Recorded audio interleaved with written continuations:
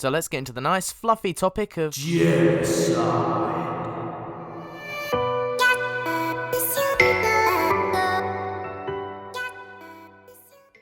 Haha, yeah, sorry, I just couldn't resist that intro.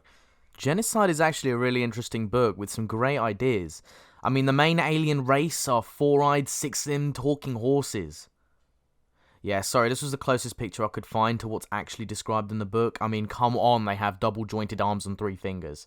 There's decent dialogue, a really cool time paradox, lots of time travel, and engaging plot lines throughout the book. It also brings back Joe Grant and also mentions UNIT, however briefly. This book does suffer from a few minor gripes, which I will get into later in the video, but on the whole, it's a really solid read. This book was written by Paul Leonard, who at this point was fairly grounded in writing Doctor Who novels, writing for the Virgin New Adventures, the Virgin Missing Adventures, and the Virgin Decalogue series. Basically, he was a massive virgin. I was only joking, Paul, your books are great, please don't hate me. No, but on a real note, this really shows when you read the book. He deals with some really complex and interesting ideas that we'll get to later. Leonard has also been fortunate to have his friend and fellow Doctor Who author Jim Mortimer to help him along his writing career, who at this point had also written a few Doctor Who books, some being more bleak than others. Genocide has such an interesting premise. It basically asks the question, what if the Doctor was the bad guy for once? The Doctor and Sam both land on Earth in the future, except it's no longer inhabited by humans. It's been invaded thousands of years ago by a species called the Tractites. At some point, this race of aliens have gone back in time and changed human history to mean that we never existed, which means they in turn can inhabit the Earth. This history change literally broke time, and the Doctor has to go back and put things right for the sake of the universe, meaning all the Tractites on Earth would be killed and wiped from existence. Now that in itself is an interesting Doctor Who story, but what makes this book really stand out is how the Tractites are actually better people than humans. They're really eco-friendly, the planet is thriving, and they're leading a peaceful existence. The reasons they wanted to wipe humanity out was completely justified in my opinion, and them wanting to lead a peaceful life is completely understandable. Now Sam really likes the new occupants of Earth, and at the start of the book she's very much on their side. But the Doctor, however, has to approach the situation from a point of view of, yes, this place is really nice and lovely, but the universe is about to be destroyed because it exists, so I have no choice but to destroy it. Yeah, pretty heavy stuff. This makes Sam and the reader question the Doctor on this issue and highlights a key part of the character that's not spoken about enough in Doctor Who. The Doctor isn't human. He comes to the conclusion that he needs to destroy this reality fairly quickly, and yes, he is sad that he has to do this, but then he kind of just gets on with it. This reminds the reader why it's important for the Doctor to have a human companion with him, to make him realise the choices he has to make are actually sometimes quite horrible. Yes, the Doctor is usually right in these moral decisions, but it takes a companion to show him truly how horrible those decisions really are sometimes, and not to take them so lightly. Yes, we are in an alternative universe, but the trouble is, it inherently is unstable for a reason I haven't yet understood. If it collapses, it won't just disappear, it's far too big for that. It will create a rift in the vortex so huge the whole of the fabric of reality will collapse. Sam opened her mouth to object, but the Doctor wasn't stopping. And before you ask, no, we can't just go away and pretend this isn't happening, I have to fix this. And the only way of doing this is to somehow find out when things changed and how, and then change them back.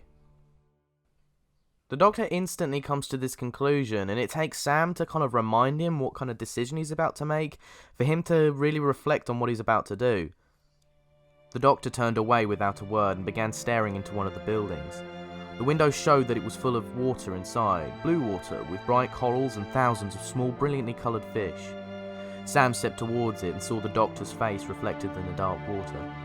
It seemed disembodied, timeless. No, not timeless.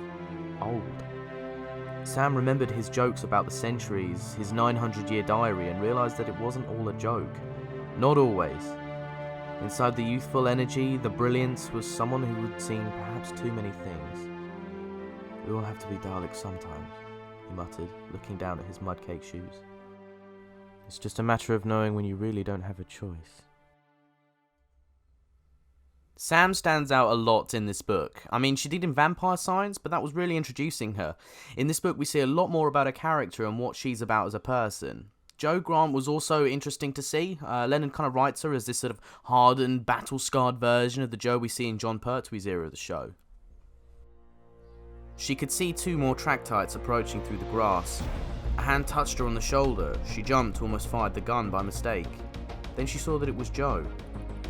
"You might not want to kill anyone," said Joe quietly, "but I want to go home." She aimed the gun at the advancing Tractites and pressed the firing button. The ground exploded. This new version of Joe comes at stark contrast to Sam, who at this point was very new to this sort of thing, and is understandably quite reluctant to kill anything unless forced. Sam at this point of the series is getting a good idea of what she might turn into if she stays with the Doctor for too long. This was also shown in Vampire Science, but unfortunately Leonard only hints at this and doesn't develop the idea further like Vampire Science does. This hints that Sam sort of doesn't mind this inevitable change, which seems really out of character and quite frankly not human. I'm just going to put this down to poor communication between the writers when it comes to the main characters. This book deals with some very interesting ideas which I really liked. It's a very Doctor Who-y type book, if that makes sense. It's absolutely mad, but at its core deals with some very interesting moral dilemmas that keep you engaged throughout. Genocide does feel a bit jumpy at points, and I wish UNIT wasn't used as a throwaway organisation, but overall I'm going to give this one a 7 out of 10. Great plot, unusual pacing with some padding, but overall a really good read, and I would recommend it.